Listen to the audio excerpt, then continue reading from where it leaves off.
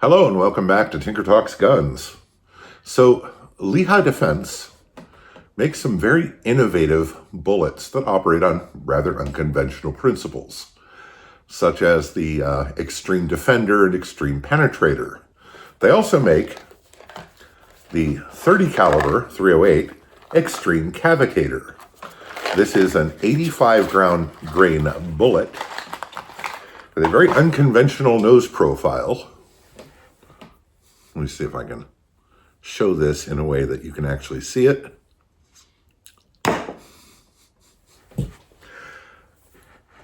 And from a 30 carbine, these are driven at a bit over 2,000 feet per second. And in FBI type gel tests, they have produced impressive results. I also have anecdotal evidence that they work on up to medium-sized game. But I got to thinking, I need to load those in my 30 carbine and try them.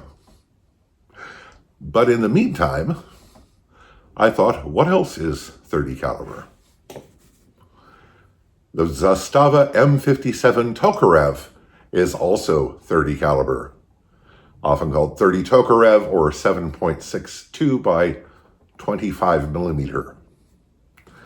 And it is a robust pistol, and military spec ammunition for these is hot. And I thought, how will the bullet designed to operate at over 2,000 feet per second work at a lower velocity out of, say, 30 Tokarev? And I decided to find out. Now, there is no load data for this in 30 Tokarev. So I went with a conservative load. It is not nearly as hot as this ammunition can get.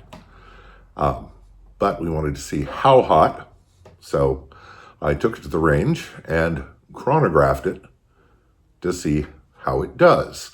Before we get into the weeds on that, I'd like to thank my supporters on Patreon. This is very much a shoestring operation, and your contributions help more than you know. I'd also like to thank channel benefactors, those individuals and businesses who have contributed to the channel in innumerable ways and really help make this work. So, let's go to the range and see how it performs.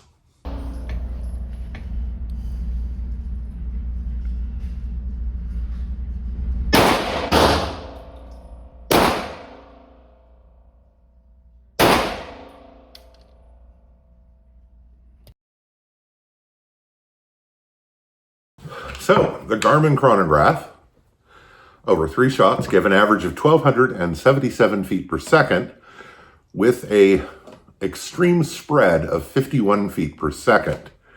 Now, I was using brass that had been loaded with several different types of primers, and that may have caused that spread to be larger than it would normally be. But it definitely puts us in a ballpark. So 1,277 feet per second, 308 foot-pounds of energy. Not stellar, but nothing to sneer at. I loaded it very conservatively, partly because there's no load data for it, and the monolithic copper bullet could conceivably have more resistance in the bore and cause pressure to spike just a little bit. Rather than take chances, I erred on the side of caution. And 1,277 feet per second, 308 foot-pounds of energy, that gives us enough for a good baseline. So I recast my block of clear ballistics gel, which is not so clear anymore after many recastings. Very much a shoestring operation. And I was not sure what result this would produce. So let's have a look at that.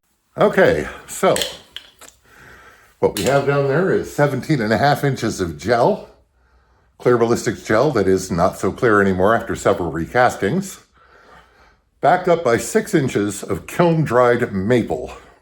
I don't think we're going to have a problem with penetrating all of that. Don't really know how this is going to go. I do have 4 layers of denim-ish cotton let's give it a shot and see what happens.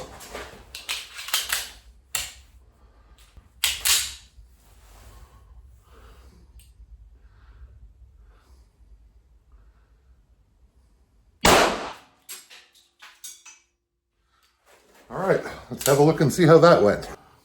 So we can see there is a significant zone of enhanced disruption that goes quite far in the block. And the bullet stops facing backwards about 16 inches deep in the block. And the zone of enhanced disruption extends a good 12 inches deep. And that's pretty good. Trying to manage the light in one hand and the camera in the other. Yeah, that's a fairly impressive result. So the result was actually, as you saw, pretty good.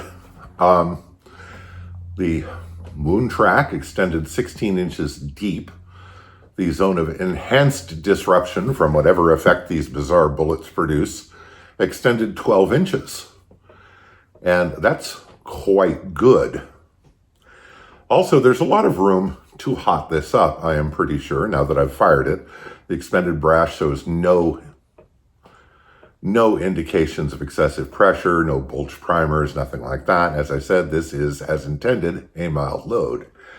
Give it another 100 feet per second, and things could get real interesting.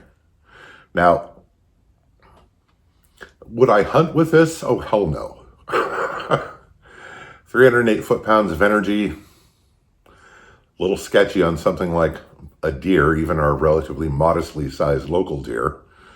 And no. Now in a .30 carbine at over 2,000 feet per second, that's what it's designed for. That's a whole different thing.